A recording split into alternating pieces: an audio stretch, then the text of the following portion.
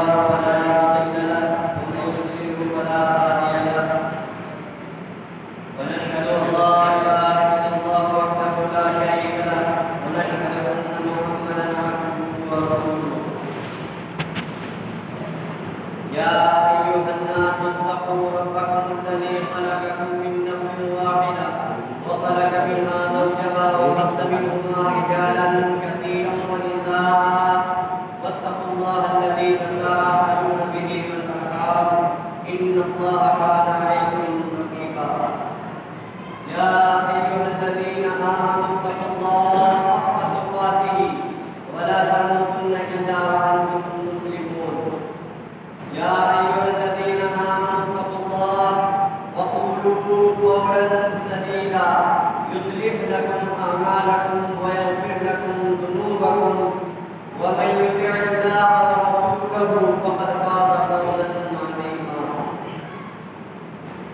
أما بعد فإن خير الحديث كتاب الله وخير الهدي هدي محمد صلى الله عليه وسلم وشر الأمور محدثاتها وكل محدثة بدعة وكل بدعة ضلالة وكل ضلالة في النار رب اشرح لي صدري ويسر لي أمري واحلل عقدة من لساني يفقهوا قولي رب زدني علما اللهم رب زدني علما اللهم لا سهل إلا ما جعلته سهلا وأنت تجعل الحزن إذا شئت سهلا أعوذ بالله السميع العليم من الشيطان الرجيم من همزه ونفسه ونفخه بسم الله الرحمن الرحيم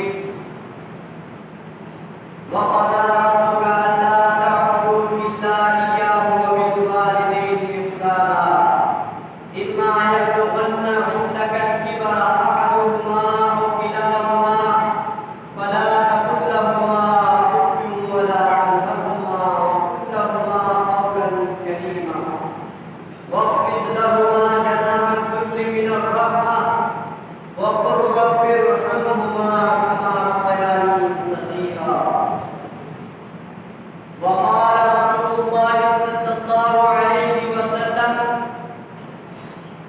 رضا الله في رضا الوالدين وقال عليه الصلاة والسلام رغم عنكم ثم رغم عنكم ثم رغم عنكم قيل ومن يا رسول الله قال من أدرك والديه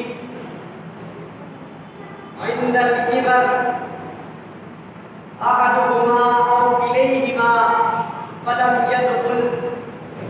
يدخل الجنة رواه مسلم تمام قسم کی تحریف توصیف کبریائی بڑائی پاکیزگی اس وحدہ لا شریک کے لیے ہے جس نے انسان کو اپنی دو بڑی نعمتوں سے نوازا جن کو والدین کہا جاتا ہے اور لاکھوں کروڑوں درود و سلام ہو اس ہستی مقدس پر اور اس ہستی اقدس پر جس نے والدین کے بارے میں فرمایا کہ رضا اللہ فی رضا الوالدین وسخط اللہ فی سخط الوالدین اللہ کی رضامندی والدین کی رضامندی کے اندر ہے اور اللہ کی ناراضگی والدین کی ناراضگی کے اندر ہے بزرگان دین میرے عزیز مسلمان مومنوں مومن دوستوں ساتھیوں پردہ نشین میری مائیں میری بہنیں اللہ تبارک و تعالی ہم سب پر رحم فرمائے جس طرح ہمارے ہماری پرورش کر کے ہم پر رحم فرمایا۔ آج کے خطبہ مسنونہ کے بعد میں نے سورۃ البقرہ اور سورۃ الاسراء کی آیت نمبر 23 تلاوت کی اور نبی کریم صلی اللہ علیہ وسلم کی حدیث مبارکہ پیش کی۔ ان دونوں کی مناسبت سے ہی انشاءاللہ میں آج آپ حضرات کے سامنے کچھ باتیں رکھنے کی کوشش کروں گا۔ اللہ سے دعا کروں مولا کریم مجھے حق کہنے، مجھے اور آپ سب کو، ہم سب کو اس پر عمل کرنے کی توفیق عطا فرمائے، آمین۔ جو میں حق بات کہوں وہ اللہ کی جانب سے ہے، وہ اللہ کے فضل و کرم سے ہے، اور جو کوئی میں بات غلط بات کہوں یا قرآن و حدیث کے خلاف بات کہوں وہ میری جانب سے ہے اور شیطان کی جانب سے ہے۔ اللہ تبارک و تعالیٰ مجھے حق کہنے کی صلاحیت عطا فرما، آمین یا رب۔ جو آیت میں نے تلاوت کی اس کے اندر اللہ تبارک و تعالیٰ نے واضح طور پر یہ اعلان کر دیا، اور خود اللہ نے کہا وَقَضَىٰ رَبُّكَ أَلَّا تَعْبُدُوا إِلَّا إِيَّاهُ وَبِالْوَالِدَيْنِ إِحْسَانًا۔ ہم یہ واضح طور پر حکم دے چکے کہ اگر عبادت کرنی ہے تو صرف اللہ کی کرنی ہے، وَبِالْوَالِدَيْنِ إِحْسَانًا، اور ہم اس کا بھی واضح طور پر حکم دے چکے توحید کے بعد، اللہ کی عبادت کے بعد، اپنی عبادت کے بعد، کہ والدین کے ساتھ حسن سلوک کیا جائے۔ وَبِالْوَالِدَيْنِ إِحْسَانًا إِمَّا يَبْلُغَنَّ عِندَكَ الْكِبَرَ أَحَدُهُمَا أَوْ كِلَاهُمَا۔ آگے اللہ نے ارشاد فرمایا اور اگر تو ان والدین میں سے کسی ایک کو، دونوں کو یا کسی ایک کو بڑھاپے کی حالت میں پالے، ادھیڑ عمری کی حالت میں پالے، تو ان کے ساتھ اچھی اور سچی بات کرنا، نرمی والی بات کرنا، نرم دلی سے بات کرنا، اور ان سے اف بھی نہ کہنا، فلا تقل لهما اف ولا تنهرهما، اور نہ ہی ان کو جھڑکنا، وقل لهما قولا کریما، بلکہ ان کے ساتھ نرمی والی بات کرنا، نرم دلی کے ساتھ بات کرنا۔ وَاخْفِضْ لَهُمَا جَنَاحَ الذُّلِّ مِنَ الرَّحْمَةِ وَقُلْ رَبِّ ارْحَمْهُمَا كَمَا رَبَّيَانِي صَغِيرًا، اور اپنے بازوؤں کو، اپنے کندھوں کو ان کے لیے رحمت کے ساتھ، نرمی کے ساتھ جھکائے رکھنا، اپنے بازوؤں کو ان کے سامنے رحمت کے ساتھ، نرمی کے ساتھ جھکائے رکھنا۔ وَقُلْ رَبِّ ارْحَمْهُمَا كَمَا رَبَّيَانِي صَغِيرًا، اور یہ دعا کرتے رہنا کہ مولا کریم تو ان پر اپنی رحمت نازل فرما، جس طرح انہوں نے بچپن میں میری پرورش کی، جس طرح انہوں نے میری دیکھ بھال کر کے مجھے اس قابل بنایا، تو اسی طرح ان پر رحمت نازل کرتے رہنا۔ یہ اللہ کا حکم ہے، اور اللہ کے حکم، جب اللہ کا حکم آتا ہے تو اس پر عمل کرنا لازمی ہو جاتا ہے۔ اگر اس پر عمل نہیں کیا جائے گا تو ٹھکانہ صرف جہنم ہوگا۔ نبی کریم صلی اللہ علیہ وسلم کی حدیث، اللہ کے رسول صلی اللہ علیہ وسلم نے کہا ایک محفل میں کہ اس شخص کی ناک خاک آلود ہو، اس شخص کی ناک خاک آلود ہو، پھر سے اس شخص کی ناک خاک آلود ہو۔ پوچھا گیا اللہ کے رسول کس شخص کی ناک خاک آلود ہو؟ اللہ کے رسول صلی اللہ علیہ وسلم نے فرمایا کہ وہ شخص جو اپنے ماں باپ کو بڑھاپے کی حالت میں پائے، یا ان میں سے والدہ کو یا والد کو بڑھاپے کی حالت میں پائے، اور ان کی خدمت کر کے، ان کے ساتھ احسان کا معاملہ کر کے اپنے اوپر جنت کو فرض نہ کر لے، جنت نہ کما لے اور جہنم سے نجات نہ پالے، اس شخص کی ناک خاک آلود ہو، اس شخص کی ناک خاک آلود ہو، اس شخص کی ناک خاک آلود ہو۔ اور ایک موقع پر اللہ کے رسول صلی اللہ علیہ وسلم نے یہ بد دعا کی کہ جو شخص اپنے والدین کو بڑھاپے کی حالت میں پائے اور ان کی خدمت کر کے جنت نہ کما لے وہ برباد ہو۔ ایسے کئی احادیث آپ کو جو ہے مل جائے گا۔ تو یہ واضح طور پر ہمیں کتاب اللہ سے اور سنت رسول سے پتہ چل گیا کہ والدین کی فرما برداری، ان کے ساتھ نرمی کا برتاؤ کرنا، ان کے ساتھ زندگی گزارنا نرمی کے ساتھ، یہ اللہ کا حکم اول ہے توحید کے بعد۔ یہ اعظم الاعمال میں سے ہے۔ اللہ تبارک و تعالیٰ کے یہاں سب سے افضل ترین اعمال نماز ہے، اور نماز کا اللہ نے اپنی توحید کے بعد ذکر نہیں کیا بلکہ کہا وَبِالْوَالِدَيْنِ إِحْسَانًا۔ اللہ تبارک و تعالیٰ نے بنی اسرائیل سے وعدہ لیا سورۃ البقرہ کے اندر، وَإِذْ أَخَذْنَا مِيثَاقَ بَنِي إِسْرَائِيلَ وَإِذْ أَخَذْنَا مِيثَاقَ بَنِي إِسْرَائِيلَ لَا تَعْبُدُونَ إِلَّا اللَّهَ وَبِالْوَالِدَيْنِ إِحْسَانًا۔ بنی اسرائیل سے دو وعدے اللہ نے لیے کہ اللہ ہی کی عبادت کرنا اور اپنے والدین کے ساتھ حسن سلوک کرنا۔ اللہ تبارک و تعالیٰ نے قرآن حکیم کے اندر جہاں جہاں اپنی توحید کا حکم دیا، اپنی عبادت کا حکم دیا، وہاں وہاں اللہ تبارک و تعالیٰ نے والدین کے ساتھ حسن سلوک کا حکم دیا۔ وَاعْبُدُوا اللَّهَ وَلَا تُشْرِكُوا بِهِ شَيْئًا وَبِالْوَالِدَيْنِ إِحْسَانًا۔ اس طرح اللہ تبارک و تعالیٰ نے کئی مقامات پر ہمیں بار بار اپنی عبادت کے بعد اس چیز پر ابھارا، اس چیز کی دعوت دی کہ دیکھو خبردار اپنے والدین کو ہرگز نہ چھوڑنا، خبردار ان کے ساتھ بدتمیزی سے، سخت روئی سے بات نہ کرنا، خبردار ان کے ساتھ ان کو اف بھی نہ کہنا، خبردار آخری تک ان کے ساتھ وفا کرتے رہنا۔ اللہ نے یہ حکم کیوں دیا؟ وَوَصَّيْنَا الْإِنسَانَ بِوَالِدَيْهِ حُسْنًا، اور کہیں فرمایا وَوَصَّيْنَا الْإِنسَانَ بِوَالِدَيْهِ إِحْسَانًا، کہ اللہ تبارک و تعالیٰ نے انسان کو وصیت کی ہے۔ جب کوئی وصیت اللہ تبارک و تعالیٰ کرتا ہے تو وہ حکم سے زیادہ فوقیت رکھتی ہے۔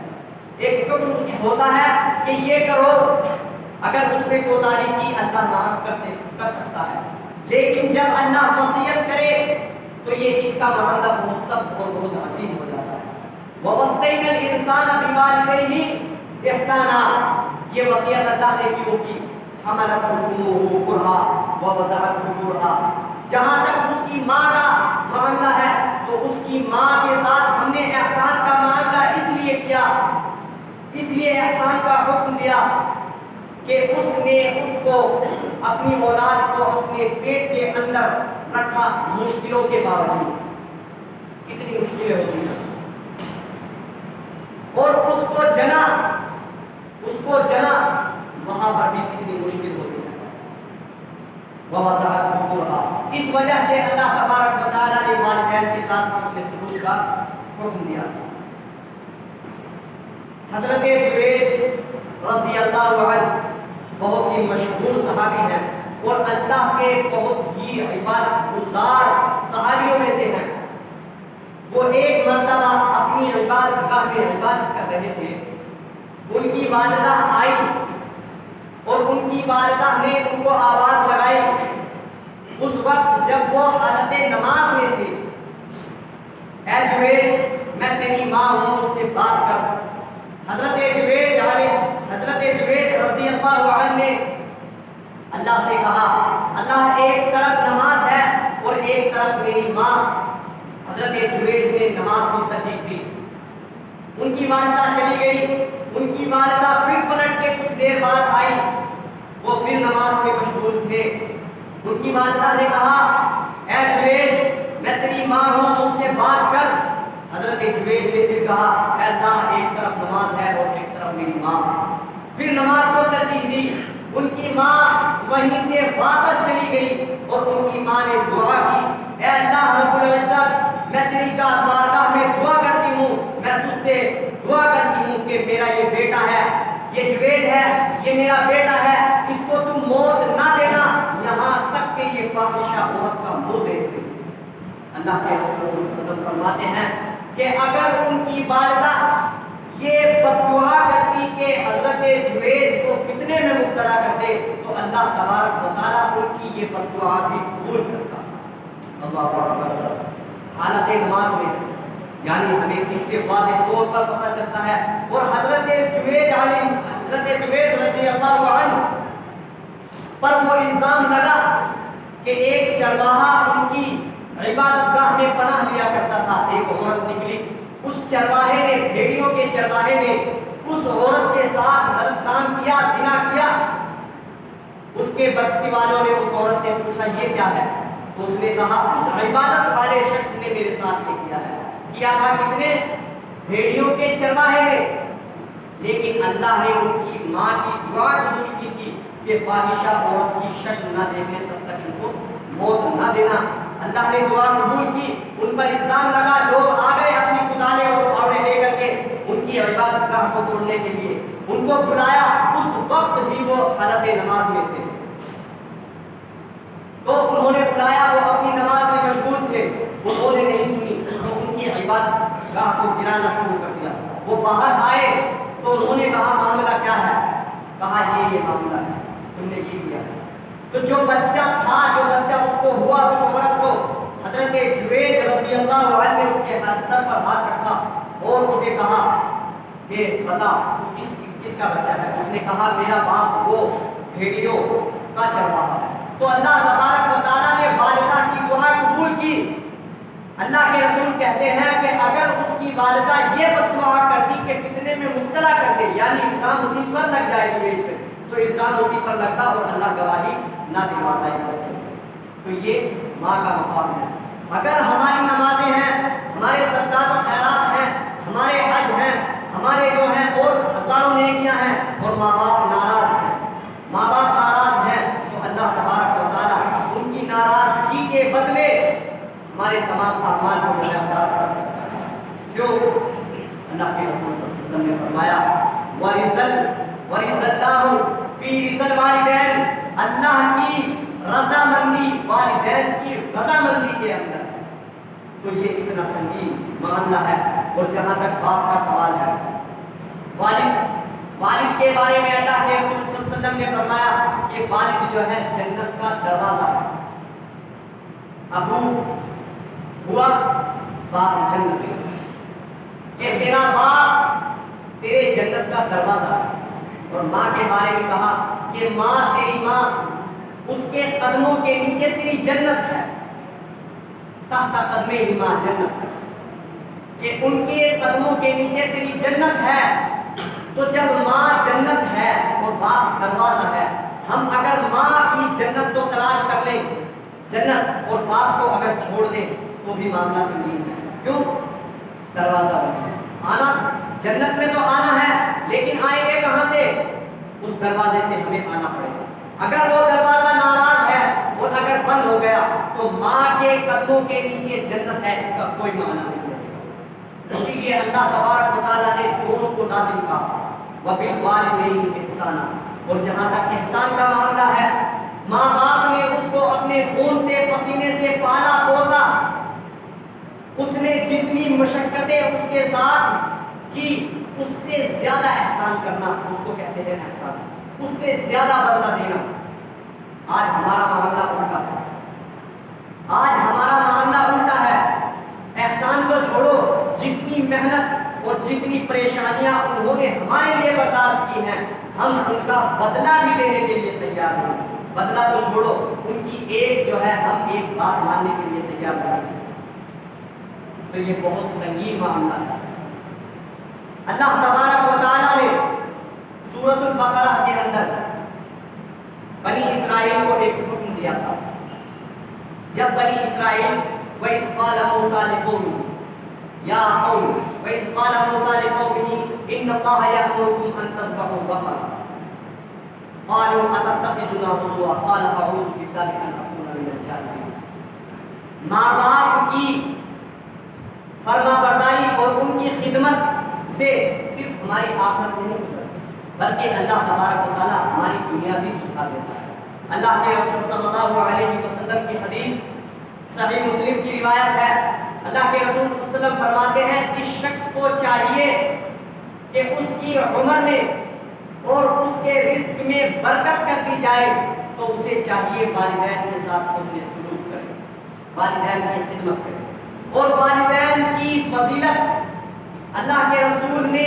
موقعوں پر جہاد پر بھی اس کو فوقیت دی۔ ایک شخص نبی کریم صلی اللہ علیہ وسلم کے پاس آیا، اس نے سوال کیا، اس نے اللہ کے رسول صلی اللہ علیہ وسلم سے کہا، اے اللہ کے رسول، میں آپ پر ہجرت اور جہاد پر بیعت کرنا چاہتا ہوں، ہجرت پر اور جہاد کے لیے بیعت کرنا چاہتا ہوں کہ دونوں ان چیزوں میں آپ کا ساتھ دوں گا۔ اللہ کے رسول صلی اللہ علیہ وسلم نے فرمایا، کیا تیری والدہ زندہ ہے؟ اس نے کہا ہاں۔ تو اللہ کے رسول نے کہا الیہا، اس کی طرف لوٹ جا اور اس کی خدمت کر، وہی تیرا جہاد ہے۔ اللہ اکبر۔ جہاد فی سبیل اللہ پر وہ بیعت لینے آیا ہے، اللہ کے رسول نے اس کو واپس بھیج دیا کہ اس کی خدمت کر، تجھے تیرے نامہ اعمال میں جہاد کا ثواب نہیں دیا جائے۔ اور اللہ کے رسول صلی اللہ علیہ وسلم کی ایک اور روایت ہے جس میں آتا ہے کہ نبی کریم صلی اللہ کے رسول صلی اللہ علیہ وسلم نے ارشاد فرمایا، جس شخص نے اپنے والدین کی طرف ایک مرتبہ محبت اور پیار کی نگاہ سے دیکھا، ایک مرتبہ محبت اور پیار کی نرمی کی نگاہ سے دیکھا، اللہ تبارک و تعالیٰ اس کو حج مبرور کا ثواب عطا کرتا ہے۔ اتنے عظیم نعمت، اتنے عظیم جو ہے اعمال، اور اللہ تبارک و تعالیٰ والدین کے ساتھ حسن سلوک کرنے پر یہ چھوٹا سا عمل ہمیں نظر آتا ہے، لیکن حقیقت میں یہ بہت بڑا عمل ہے، کیونکہ اللہ تبارک و تعالیٰ جس کی اہمیت اپنی توحید کے بعد سب سے زیادہ گردانا، جس کی اہمیت کو سب سے زیادہ جانا، اس کو کہا وبالوالدین احسانا، وہ ہے والدین کے ساتھ حسن سلوک کرنا۔ صرف آخرت ہی نہیں، دنیا بھی۔ ایک واقعہ آپ کو سناتا ہوں، بنی اسرائیل کے یہاں ایک بہت ہی ٹونگر اور ایک بہت مالدار شخص تھا، وہ بڑھاپے کو پہنچا، اس کی کوئی اولاد نہیں تھی، صرف ایک لڑکی تھی، صرف ایک بچی تھی اور ایک بھتیجا تھا۔ جب اس کا انتقال نہیں ہوا اور بہت عمر کو پہنچ گیا تو اس کے بھتیجے نے چاہا کہ کیوں نہ میں اس کا خود ہی قتل کر دوں، اس کی وراثت بھی مجھے حاصل ہو جائے اور اس کا الزام کسی اور پہ ڈال کر اس کی دیت بھی وصول کروں۔ تو اس نے موقع پا کر اپنے اس چاچا کا جو ہے قتل کر دیا، اور اس کے قتل کرنے کے بعد اس کے جسم کو لے جا کر کے بنی اسرائیل کے ان لوگوں کے قلعے کے دروازے کے سامنے ڈال دیا جنہوں نے اپنا ایک قلعہ بنایا تھا ان سے نجات پانے کے لیے، ان کے جھگڑوں سے نجات پانے کے لیے۔ وہ بنی اسرائیل کے بہت ہی سیدھے سادے لوگ تھے، انہوں نے ایک قلعہ بنایا اور اس پر دروازہ لگا دیا، اور اس کے آس پاس بھی مجرموں کو بھٹکنے نہیں دیتے تھے۔ اس نے کیا کیا، اپنے چچا کے جسم کو قتل کرنے کے بعد ان کے دروازے کے پاس ڈال دیا اور ادھر آ کر کے تلاش کرنے لگا۔ ہاں، تھوڑی دیر بعد ہلا مچا دیا کہ میرے چاچا کو کسی نے قتل کر ڈالا۔ پھر پتہ چلا وہاں پایا گیا ہے تو الزام لگایا کہ انہوں نے ہی قتل کیا ہے، دیت وصول کرنے لگا، دیت کا مطالبہ کرنے لگا۔ تو یہ بنی اسرائیل کے لوگ باہر آئے، انہوں نے دیکھا معاملہ تو یہ پریشان ہو گئے، ہم تو اس کے بارے میں جانتے بھی نہیں، ہمیں علم بھی نہیں، ہم نے قتل نہیں کیا۔ تو یہ حضرت موسیٰ علیہ السلام کے پاس پہنچے کہ فلاں شخص ہے، وہ ہم پر الزام لگا رہا ہے، ہم اس سے بے خبر ہیں، ہمیں علم بھی نہیں ہے کہ کیا ہوا ہے، اور وہ ہم پر الزام لگاتا ہے کہ قتل کیا ہے، دیت دو ورنہ جنگ کے لیے تیار ہو جائے۔ یہ اپنے ساتھیوں کو، اپنے لوگوں کو لے کر کے ان کے دروازے کے سامنے آ گیا جنگ کرنے کے لیے۔ حضرت موسیٰ علیہ السلام نے اللہ سے دعا کی کہ اللہ تبارک و تعالیٰ کوئی مسئلہ پیش کرے، ان کا حل پیش کرے۔ تو اللہ تبارک و تعالیٰ نے اس وقت وَإِذْ قَالَ مُوسَىٰ لِقَوْمِهِ إِنَّ اللَّهَ يَأْمُرُكُمْ أَن تَذْبَحُوا بَقَرَةً، حضرت موسیٰ نے کہا کہ اللہ تمہیں حکم دیتا ہے کہ تم ایک گائے ذبح کرو، ایک گائے ذبح کرو۔ تو انہوں نے کہا قَالُوا أَتَتَّخِذُنَا هُزُوًا قَالَ أَعُوذُ بِاللَّهِ أَنْ أَكُونَ مِنَ الْجَاهِلِينَ، میں اللہ کی پناہ چاہتا ہوں میں ایسے۔ انہوں نے کہا کہ کیا تم ہم سے مذاق کرتے ہو، ہمارے اوپر خون کا الزام لگا ہے، وہ شخص ہم پہ جنگ کرنے کے لیے آمادہ ہے اور آپ کہتے ہیں گائے ذبح کرو، یہ عجیب معاملہ ہے۔ تو انہوں نے کہا میں مذاق نہیں کرتا، ایسے معاملے میں مذاق کرنا تو جاہلوں کا کام ہے، میں نے اللہ سے دعا کی، اللہ نے مسئلہ پیش کیا کہ ان سے کہو گائے ذبح کریں، ایک گائے ذبح کریں۔ اب انہوں نے ایک گائے ذبح کرنے کے باوجود برعکس کیا کیا؟ سوالات شروع کر دیے. قالوا ادع لنا ربك يبين لنا ما هي. انہوں نے اللہ نے حکم دیا تھا کہ ایک کوئی بھی گائے ذبح کر لیں. انہوں نے سوالات شروع کر دیے. وہ گائے کیسی ہونی چاہیے, اس کا رنگ کیسا ہونی چاہیے, ہمیں تشبیہ ہے اس کی پوری ڈیٹیل انہوں نے بتائی. تو اللہ تبارک و تعالیٰ جیسے یہ سوال کرتے جاتے تھے, اللہ نے ان پر مشکلیں اور در مشکلیں اور در مشکلیں. آخر کار ایک گائے کا فیصلہ ہوا کہ وہ گائے ہونی چاہیے نہ بوڑھی ہو اور جوان ہو, نہ بچی ہو نہ بوڑھی ہو, جوان ہو نہ اس میں کوئی عیب ہو, اس کا رنگ زرد مائل رنگ ہو, دیکھنے والوں کو بھا جائے اور بہت ہی جوان اور تندرست ہو, صحیح سالم ہو, کوئی عیب اس کے اندر نہ ہو, نہ وہ کھیتوں میں جوتی گئی ہو, نہ پانی پلائی گئی ہو, نہ پانی اس سے نکلوایا گیا ہو, نہ کھیتوں میں جوتی گئی ہو. اللہ نے یہ تمام صفات بیان کی. انہوں نے کہا ہاں ہم نے اب رب کو پا لیا, اب ہم اس کو ذبح کریں گے. یہ تلاش کے لیے نکلے اس گائے کے. اس گائے کو پایا گیا ایک نوجوان کے پاس. اس نوجوان سے کہا کہ اپنی یہ گائے ہمیں بیچ دو. وہ کہنے لگا نہیں, میں نہیں بیچوں گا. آخر کار انہوں نے بھاری قیمت ادا کر کے اس کو خریدا اور اس کو ذبح کر دیا. اس کو ذبح کرنے کے بعد اللہ نے حکم دیا کہ اس گائے کے ایک گوشت کے ٹکڑے کو اس شخص کو جس کو قتل کیا گیا اس کے جسم پر مارو. تو انہوں نے یہ حکم مانا اور اس گائے کے گوشت کے ایک ٹکڑے کو اس شخص کے جسم پر لگایا تو وہ اٹھ کھڑا ہوا. اللہ نے اس طرح اس کو دوسری زندگی عطا کی, اس کو زندہ کر دیا اور اس نے پورا واقعہ کھول کر بیان کر دیا کہ میرا قتل جو ہے میرے ہی بھتیجے نے کیا ہے, مال کے لالچ میں آ کر کے, اور ان کی کوئی پتہ نہیں ہے. پھر وہ شخص دوبارہ مر گیا. یہ ہوا. اب یہ گائے کس کی تھی؟ یہ گائے کا واقعہ مجھے اصل بتانا تھا کہ یہ ایک نوجوان کی گائے تھی اور اللہ تبارک و تعالیٰ نے اس کو یہ گائے عطا کی تھی والدین کی خدمت کرنے کی باوجود, خدمت کرنے کے برعکس. واقعہ کیا ہوا تھا؟ ایک شخص اس نوجوان کے پاس آیا اور وہ ہیرا اس کے پاس تھا. اس نے کہا کہ یہ ہیرا ہے اور بہت ہی قیمتی ہیرا ہے, میں اس کو 50,000 درہم میں تمہیں بیچتا ہوں. اس نے دیکھا پرکھا اور اس نے کہا ٹھیک ہے میں اس کو خریدوں گا, لیکن میرے والد ابھی سوئے ہوئے ہیں, ابھی وہ آرام کر رہے ہیں, تم کیا کرو تھوڑی دیر بعد آؤ میں اس کو خرید لوں گا. اس نے کہا نہیں ابھی خرید لو, میں اس کو تمہیں 40,000 درہم میں بیچتا ہوں.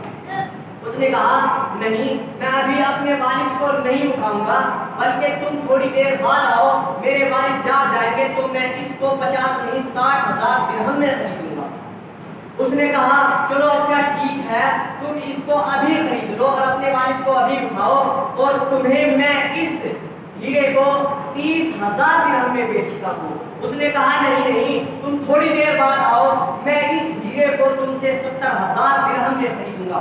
ان کی بحث و مباحثہ چلتے چلتے وہ ادھر سے 10,000 درہم پر پہنچ گیا اور یہ ادھر سے 1,00,000 درہم پر پہنچ گیا, 90,000 پر پہنچ گیا, 1,00,000 دینے کے لیے تیار ہو گیا.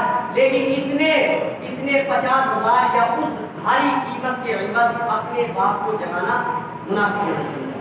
یہ ہے ان کے ساتھ حسن سلوک, یعنی دولت کو دولت نہ جاننا, والدین کی اہمیت اتنی زیادہ کہ ہزاروں درہم کو کچھ نہ سمجھنا. تو اس عمل سے راضی ہو کر اللہ تبارک و تعالیٰ نے یہ گائے اس کو عطا کی. اب یہ گائے کے بارے میں آتا ہے کہ جب بنی اسرائیل اس کے پاس آئے تو اس نے بیچنے سے انکار کر دیا اور اس نے کہا میں نہیں بیچتا اسے. انہوں نے بھاری قیمت لگائی, انہوں نے 50,000 درہم 1,00,000 درہم, لیکن اس نے کہا نہیں میں نہیں بیچتا اس گائے. پھر آخر میں فیصلہ ہوا کہ اچھا ہم اس گائے کو خریدتے ہیں کہ اس کے بدلے تمہیں سونا عطا کریں گے, جتنا وزن اس میں ہے اس کے بدلے تمہیں سونا اتنا ہی عطا کریں گے. تو اللہ تبارک و تعالیٰ نے اتنی عظیم دولت اور اتنی بڑی جو ہے رقم اس کو دی جس وجہ سے ایک عمل سے راضی ہو. یہ ہے دنیا. اللہ تبارک و تعالیٰ ہمیں دنیا بھی بھر بھر کے دے گا, دولتیں بھی بھر بھر کے دے گا. چھوٹا سا عمل ہے, ہمیں دیکھنے میں حقیر محسوس ہوتا ہے. کیا ہم باپ ماں والدین کو حقیر سمجھتے ہیں, ان کے حکموں کو چھوٹی چیزیں.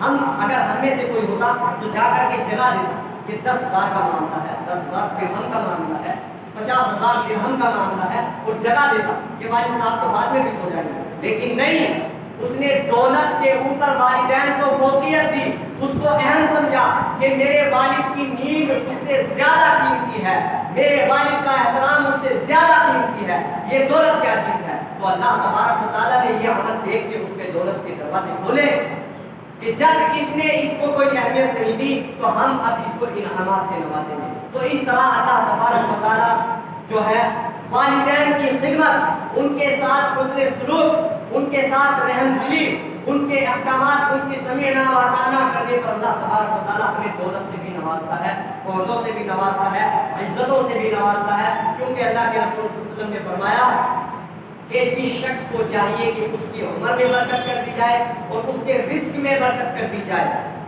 تو اس کو چاہیے والدین کی خدمت کرے، والدین کے ساتھ حسن سلوک کا معاملہ ادا کرے، اور والد بھی ہے وہ والد، اس والد کے ساتھ اور اس والدہ کے ساتھ ہم کیوں کر احسان نہ کریں؟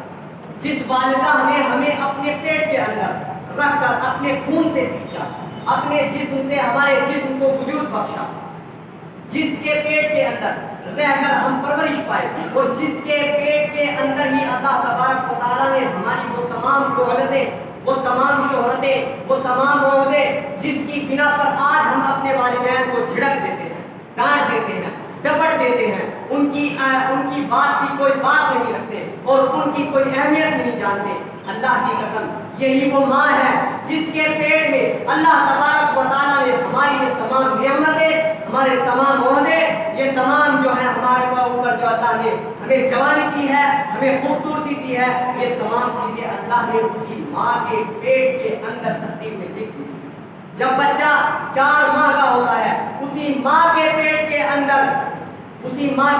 اندر ہمارے تمام خزانے، ہماری یہ تمام جوانیاں، ہماری یہ تمام نعمتیں لکھ دی جاتی ہیں، اور اسی سے ہم وفا نہ کریں، اسی سے بغاوت کریں، اسی کو جھڑک دیں، اسی کی بات کی جو ہے بات نہ رکھیں ہم، یہ کیسا انصاف ہے؟ یہ کیسی جوانی ہے؟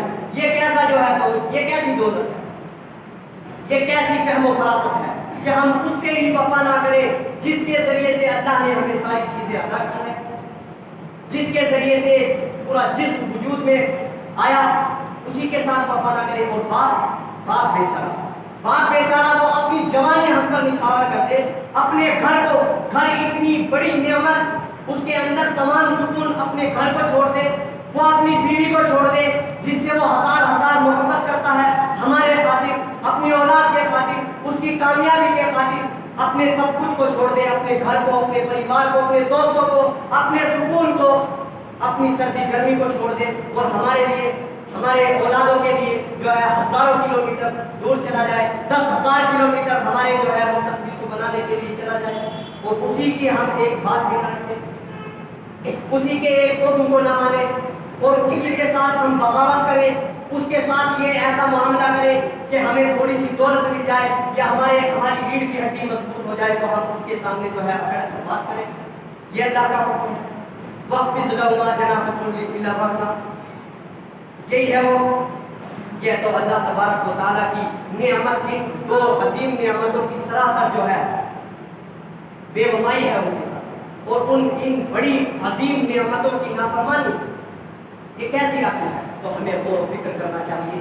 وہ والدین جو ایک جوڑی کے اندر، ایک جوڑی کپڑے کے اندر اپنی جو ہے سالوں گزارتے ہمارے کپڑوں کے لیے، ایک جوڑی جوتوں کے اندر اپنے سالوں گزارتے ہمارے جوتے دلانے کے لیے، ایک جیکٹ میں اپنی پوری زندگی گزارتے ہمیں جیکٹیں دلانے کے لیے، ایک موٹر سائیکل پہ اپنی پوری زندگی گزارتے ہمارے مستقبل کو بہتر بنانے کے لیے، اپنے تمام سکون، اپنی تمام خواہشوں کو پس پشت ڈال دے، ہمارے لیے گھر بھی دے، ہمیں جو ہے کھانے کو بھی دے، ہمیں جو ہے 20 سال تک پال کر رکھے، ہمارے اوپر بہترین سایہ بھی بن کر رہے کہ بیٹے تجھے پریشان ہونے کی ضرورت نہیں، اگر تو پریشانی میں ہے تو میرے پاس آنا۔ اتنا مضبوط سایہ اللہ نے باپ کی شکل میں ہمیں عطا کیا، اور ہم اس کے ساتھ یہ سلوک نہ کریں، اس کے ساتھ احسان کا معاملہ نہ کریں، اپنے کندھوں کو اس کے ساتھ نہ جھکائے رکھیں۔ یہ کیسا مسلمان ہونا ہے؟ یہ کیسا اللہ کا بندہ ہونا ہے؟ یہ کیسی جوانی ہے جس پر آج ہمیں گھمنڈ ہے؟ اللہ اس کو مٹا دے گا، ہم اس نعمتوں کی قدر جانے، ان کا احترام کرے، ان کے ساتھ حسن سلوک کرے، ان کے ساتھ نرمی سے پیش آئیں، ان کی پرابلم، ان کی پریشانیوں کو سمجھیں، ان سے بات کریں، خدا ان کے ساتھ جا کر کے محبت سے پیش آئے، اور گھروں کو لوٹے تو اپنی والدہ سے، اپنے والد سے معذرت کرے، اور جو اب تک ان کے ساتھ سلوک کیا ہے اس سے معذرت کرے۔ والد صاحب، میں نے جو بھی آپ کے ساتھ جو بھی سلوک کیا ہے یا بات نہیں مانی ہے، میں آج سے آپ کا فرما بردار ہوں۔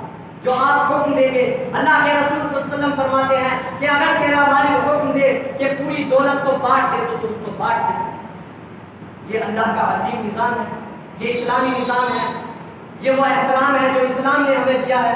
اسی کے ذریعے سے اللہ تبارک و تعالیٰ پھر ہمیں دولتیں بھی نوازے گا، شہرتوں سے بھی۔ اگر ہم اپنے والدین کا احترام نہیں نہ کریں تو کیا اللہ تبارک و تعالیٰ ہمارے والدین کے ساتھ حسن سلوک کرنے سے ہماری دولتیں گھٹا دے گا؟ ہماری شان میں کوئی کمی دے گا؟ ہمیں کوئی ذلیل کر دے گا اللہ تبارک و تعالیٰ؟ نہیں، اللہ تبارک و تعالیٰ ہمیں اور زیادہ نعمتوں سے نوازے گا۔ ہمیں اس چیز پر غور و فکر کرنا چاہیے، اپنے والدین کے ساتھ حسن سلوک کرنا چاہیے، اپنی اولاد کو یہ تربیت دینی چاہیے، اور ہمیں یہ چیز سمجھنی چاہیے اور اپنے بڑوں سے بھی پوچھنا چاہیے کہ تمہارے ساتھ کیا گزری۔ کیوں؟ جب بچے اس کے ہو جاتے ہیں کسی شخص کے، تو اس کو تب یقین آتا ہے کہ والد ہونا کیا ہے یا والدہ ہونا کیا ہے۔ ان کی قدر کریں مرنے سے پہلے، اور یہ دیے بجھنے سے پہلے ان دیوں کی قدر کر لیں، اور ان سایوں کو کٹ جانے سے پہلے ان سایوں کی قدر کر لیں۔ اللہ تبارک و تعالیٰ ہمیں والدین کے ساتھ حسن سلوک کرنے کی توفیق عطا فرمائے۔ اللہ تبارک و تعالیٰ جو والدین ہمارے گزر چکے ہیں، مولا کریم ان پر اپنی رحمتوں کی بارش نازل فرما، ان کی مغفرت فرما۔ مولا کریم تو ان کی خطاؤں سے درگزر فرما، اور ہمیں نیک صالحین فرما بردار اولاد بنا دے۔ مولا کریم ہمیں وہ نیک صالح اولاد بنا دے جس پر تو نے اپنی نعمتیں کی ہیں، اور جس سے تو راضی ہونے والا ہے، اور جس سے تیرا نبی راضی ہونے والا ہے، اور جن کے لیے جنتیں ہیں، جن کے لیے نعمتیں ہیں۔ اور ہمارے والدین پر ہمیں رحم کرنے والا، ان سے نرمی کرنے والا بنا دے۔ آمین یا رب العالمین۔